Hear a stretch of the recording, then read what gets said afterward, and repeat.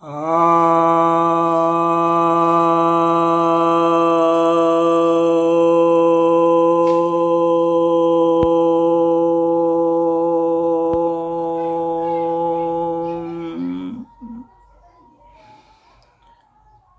भक्तजनों को सप्रेम नमन। तो आज आपके समक्ष मैं प्रश्नोपनिषद के चतुर्थ प्रश्न के द्वितीय मंत्र की व्याख्या करने जा रहा हूँ। गार्ग ऋषि पूछते हैं पिप्पलाद ऋषि से। तो पिप्पलाद ऋषि से सुषुप्ति में कौन सोता है और कौन जागता है, यह प्रश्न उनका था।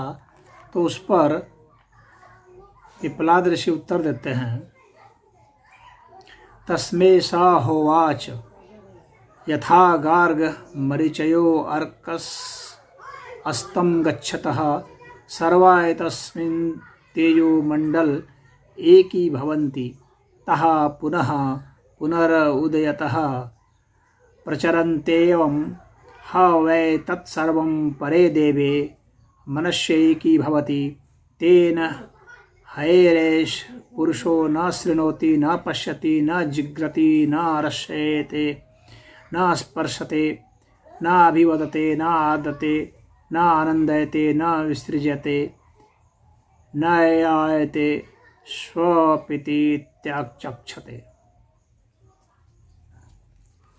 अर्थात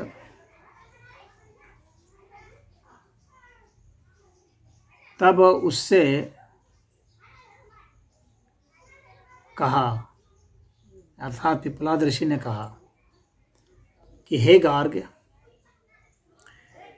जिस प्रकार सूर्य के अस्त होने पर संपूर्ण किरणें उस तेजोमंडल में ही एकत्रित हो जाती हैं और उसका उदय होने पर वे फैल जाती हैं, उसी प्रकार वे सब अर्थात इंद्रियां परमदेव मन में एक ही भाव को प्राप्त हो जाती हैं।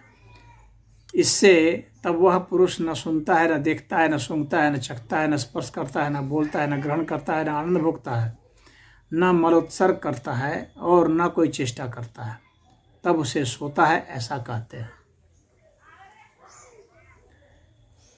यहाँ पर ऋषि यह बतलाना चाह रहे हैं कि जब मनुष्य सोता है, घोर निद्रा में जब सो जाता है, तब क्या होता है कि हमारी जो इंद्रियां हैं अर्थात इनकी जो शक्तियां हैं, ये मन में, जिसको कि परम देव कहा जाता है, यानी सभी इंद्रियों का राजा है या सभी इंद्रियों का स्वामी है या, उसमें यह लीन हो जाता है। यानी ये जो शक्तियां हैं, इंद्रियों की शक्तियां, ये मन में लीन हो जाती हैं। इसके कारण ही वह तंद्रा में पहले जाता है, फिर निद्रा में चला जाता है जिसमें स्वप्न होता है, फिर घोर निद्रा में चला जाता है, इसे सुषुप्ति कहते हैं। और वहाँ पर उसकी स्थिति रहती है, यानी उस समय हम इस मोड में रहते हैं कि हम बाहरी कार्य को नहीं कर पाते हैं। इसलिए कहा गया है कि तब हम न देखते हैं, न सुनते हैं, न सूंघते हैं, न चखते हैं, न स्पर्श करते हैं, न बोलते हैं, न खाते हैं, न आनंद मनाते हैं, न मल त्याग करते हैं और न ही कोई अन्य चेष्टा करते हैं। ऐसे में कहा जाता है कि यह सो रहा है, ऐसे कोई हम कहते हैं सो रहा है।